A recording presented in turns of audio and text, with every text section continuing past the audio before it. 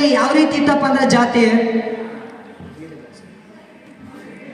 ಭಾರತದಲ್ಲಿ ಯಾವ ರೀತಿ ಇತ್ತಪ್ಪ ಅಂತಂದ್ರೆ 4 ವರ್ಣ ಸಿತ್ತು: ಕ್ಷತ್ರಿಯ, ವೈಶ್ಯ, ಶೂದ್ರ, ಬ್ರಾಹ್ಮಣರು.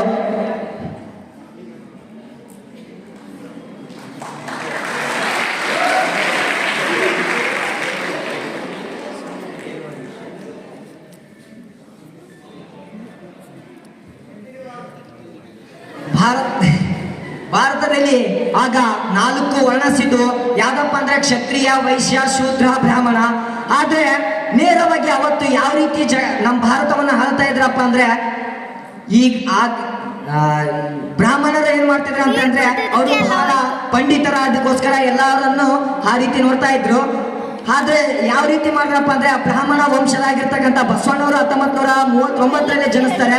ಬ್ರಾಹ್ಮಣ ವಂಶದಲ್ಲಿ ಮಾಧವರಸ ಮತ್ತು ನೀಲಾಂಬಿಕೆಯವರ ಮಗನಾಗಿ ಬಸವಣ್ಣವರು ಜನಿಸ್ತಾರೆ.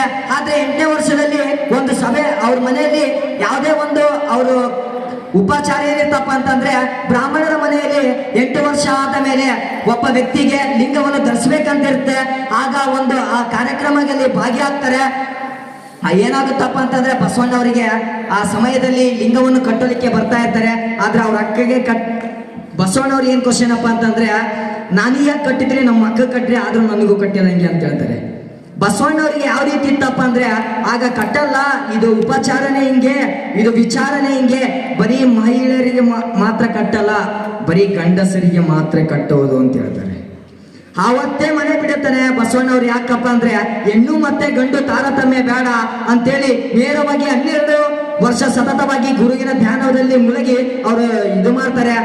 ಆಗ ಎಲ್ಲ ಕ್ಯಾಸ್ಟ್ ಅಲ್ಲಿ ಇವತ್ತೇನಪ್ಪ ಅಂತಂದ್ರೆ, ಸಾರಿ ತಪ್ಪಾದ್ರು ಸಾರಿ, ಅದು ರಿಯಲ್ ಆಗಿ ಏನ್ ಹೇಳ್ಬೇಕಪ್ಪ ಅಂತಂದ್ರೆ, ಇವತ್ತೇನು ವೀರಶೈವ ಸಂಘ ಅಂತ ಐತಲ್ಲ, ವೀರಶೈವ ಸಂಘ ಅಂತಂದ್ರೆ ಅಲ್ಲಿ ಕೆಲವು ಜನಗಳು ಮಾತ್ರ ವೀರಶೈವದರೇ ಇದ್ದಾರೆ. ಆದ್ರೆ ಅಲ್ಪ ಎಲ್ಲರೂ ಮಿಕ್ಸ್ ಆಗಿ ಎಲ್ಲ ಅಸ್ಪೃಶ್ಯರು ಎಲ್ಲರನ್ನ ತಗೊಂಡು ಬಸವಣ್ಣವರು ನೇರವಾಗಿ ಒಂದು ಧರ್ಮವನ್ನು ಸ್ಥಾಪನೆ ಮಾಡ್ತಾರೆ. ಅದು ಜಾತಿ ಅಲ್ಲ, ಧರ್ಮವನ್ನು ಸೃಷ್ಟಿ ಮಾಡ್ತಾರೆ.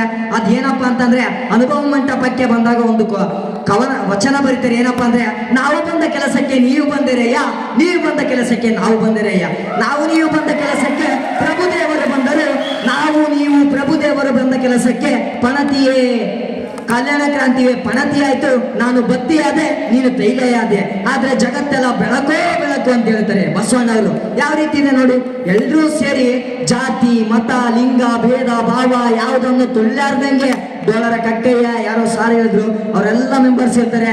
ಆದ್ರೆ ಬಸವಣ್ಣವ್ರು ಇನ್ನ ಒಂದು ಏನ್ ಮಾಡಿದ್ರಪ್ಪ ಅಂತಂದ್ರೆ, ಯಾವುದೇ ಜಾತಿ ಇರಬಾರ್ದು, ಯಾವುದೇ ಲಿಂಗ ಇರಬಾರ್ದು, ಯಾವುದೇ ಗಂಡು ಮೇಲಂತ ಇರಬಾರ್ದು ಅಂತ ಹೇಳಿ ಮಧ್ವರಸನ ಮಗಳು ಮತ್ತೆ ಮಾದರ ಚೈನ ಮಗಳಿಗೆ ಇಂಟರ್ ಕ್ಯಾಸ್ಟ್ ಮದುವೆ ಮಾಡ್ತಾರೆ. ಮಾಡಿದಕ್ಕೋಸ್ಕರ ಏನ್ ಮಾಡ್ತಾರಪ್ಪ ಅಂದ್ರೆ, ಬಿಜ್ಜಳನ ಆಸ್ಥಾನದಲ್ಲಿದ್ದಕ್ಕಂಥ ಬೇರೆ ಜಾತಿಯವರು ಬಂದು ಬಸವಣ್ಣರ ಮೇಲೆ ಕಂಪ್ಲೇಂಟ್ ಹೇಳಿ ಸ್ಟಾರ್ಟ್ ಮಾಡ್ತಾರೆ. ಕಂಪ್ಲೇಂಟ್ ಹೇಳಿ ಸ್ಟಾರ್ಟ್ ಮಾಡಿದಾಗ ಏನಾಗ್ತದಪ್ಪ ಅಂತಂದ್ರೆ, ಆ ಬಿಜ್ಜಳನ ಆಸ್ಥಾನದಲ್ಲಿ ಆ ಬ್ರಾಹ್ಮಣರು ಬಂದು ಏನ್ ಮಾಡ್ತಾರೆ ಅಂದ್ರೆ, ಬ್ರಾಹ್ಮಣ ವಂಶನಾಗಿರ್ತಕ್ಕಂಥ ಇದು ಬಸವಣ್ಣವರನ್ನೇ ಬೇರೆ ಕ್ಯಾಸ್ಟಿಗೆ ಮದುವೆ ಮಾಡಿಸ್ತಿದ್ದಾರೆ, ಇದು ಜಾತಿಗೆ ಅವಮಾನ ಅಂತೇಳಿ ಬಿಜ್ಜಳನಿಗೆ ನೇರವಾಗಿ ಶಿಕ್ಷೆ ಕೊಡ್ರಿ ಅಂತ ಹೇಳ್ತಾರೆ. ಬಿಜ್ಜಳ ಏನ್ ಶಿಕ್ಷೆ ಕೊಡ್ತಾನಪ್ಪ ಅಂದ್ರೆ, ಇವನನ್ನು ಗಡೀಪಾರು ಮಾಡ್ಬೇಕಂತೇಳಿ ಅವತ್ತೇ ಗಡೀಪಾರು ಮಾಡ್ತಾರೆ. ಆ ಗಡೀಪಾರು ಮಾಡಿದ ಮೇಲೆ ಇನ್ನು ಉಳಿಕಿದ್ದ ಶರಣೀಯರು ಶರಣಾರ್ಥಿಯರು ಏನ್ ಮಾಡ್ತಾರಪ್ಪ ಅಂದ್ರೆ, ನೇರವಾಗಿ ಹಂಗೆ ಪತ್ರವನ್ನು ಬರಿತಾ ಇರ್ತಾರೆ, ವಚನಗಳು ಬರಿತಾ ಇರ್ತಾರೆ, ಜನರಿಗೆ ಮೂಡಿಸ್ತಾ ಇರ್ತಾರೆ. ಆ ಮೂಡಿಸಿದ ಕಾರಣಕ್ಕೋಸ್ಕರ ಏನಾಗುತ್ತಪ್ಪ ಅಂತಂದ್ರೆ, ಆ ಮೇಲ್ವರ್ತಿ ಆಗಿರ್ತಕ್ಕಂಥ ಆತನನ್ನು ಗಡೀಪಾರು ಮಾಡಿರ್ತಾರೆ. ಈ ಶರಣಾರ್ಥಿಯರನ್ನು ಆನೆಕಾಲಿ ಕಟ್ಟಿ ಅವ್ರಿಗೆ ಶಿಕ್ಷೆಯನ್ನು ಕೊಡ್ತಾರೆ ಅಂತ. ಆಗಿನಲ್ಲೂ ಕೂಡ ಸಂಸತ್ತು ಅಂತಿತ್ತು. ಆ ಒಂದು ಐಡಿಯಾದಿಂದ ಇದು ಸಂವಿಧಾನ ಬುದ್ಧ ಬಸವ ಅಂಬೇಡ್ಕರ್ ಅವರ ಬಗ್ಗೆ ನೀತಿಗಳನ್ನು ಸೇರಿಸಿ ಈ ಸಂವಿಧಾನ ಬರೀತಾರೆ. ಒಂದು ಸಂಸ್ಕಾರಿ ಬುದ್ಧ ಅಂತಂದ್ರೆ ಏನಪ್ಪ ಅಂದ್ರೆ, ಒಂದು ರಿಯಲ್ ಆದ ಸ್ಟೋರಿ. ಏನಪ್ಪಾ ಅಂತಂದ್ರೆ, ಒಂದು ಅವನು ಸೋಮಾರಿ ಆಗಿರ್ತಾನೆ. ಸೋಮಾರಿ ಆಗಿದ್ದಕ್ಕೋಸ್ಕರ ಏನಂತ ಹೇಳ್ತಾನೆ ಅಂದ್ರೆ, ಒಂದು ಊರಲ್ಲಿ ರಾಜ ಇರ್ತಾನೆ. ಆ ರಾಜನಿಗೆ ಮಗನಿಗೆ ಕಣ್ಣಿರಲ್ಲ. ಕಣ್ಣಿರೋದಕ್ಕೋಸ್ಕರ ಏನಂತ ಹೇಳ್ತಾರಪ್ಪ ಅಂದ್ರೆ, ನನ್ನ ಮಗಳಿಗೆ ಕಣ್ಣಿಲ್ಲ, ಕಣ್ಣು ಯಾರಾದ್ರೂ ಕೊಟ್ಟರು ನಿಮಗೆ ಎಷ್ಟು ಬೇಕಷ್ಟು ಅಮೌಂಟ್ ಕೊಡ್ತೀವಿ ಅಂತ ಹೇಳ್ತಾರೆ. ಅಮೌಂಟ್ ಕೊಡ್ತೀವಿ ಅಂತ ಹೇಳಿದಾಗ ಆ ನೇರವಾಗಿ ಸೋಮಾರಿಯನ್ನು ಬುದ್ಧನಲ್ಲಿ ಕರ್ಕೊಂಡು ಬರ್ತಾರೆ. ಬುದ್ಧನಲ್ಲಿ ಕರ್ಕೊಂಡು ಬಂದ್ಮೇಲೆ ಏನ್ ಮಾಡ್ತಾರಪ್ಪ ಅಂದ್ರೆ, ನಿನಗೆ ಅಷ್ಟೇ ಸೋಮಾರಿತ್ವ ಇದೆಯಲ್ಲ, ನೀನು ದುಡಿಯಕ್ಕಾಗಲ್ಲ ಏನಾಗಲ್ಲ ಅಂತ ಹೇಳ್ತೀಯಲ್ಲ, ನಿನ್ನ ಕಣ್ಣನ್ನು ಕೊಡು, ನೀನು ಸಾಹುಕಾರ ಆಗ್ತೀಯಲ್ಲ ಅಂತ ಹೇಳ್ತಾರೆ. ಆದ್ರೆ ಅವನು ಒಂದು ಕ್ವಶನ್ ಹೇಳ್ತಾನೆ ಅಂಬೇಡ್ಕರ್ ಅಲ್ಲಿ ಹೋಗಿ. ಏನಂತ ಹೇಳ್ತಾರಪ್ಪ ಅಂತಂದ್ರೆ,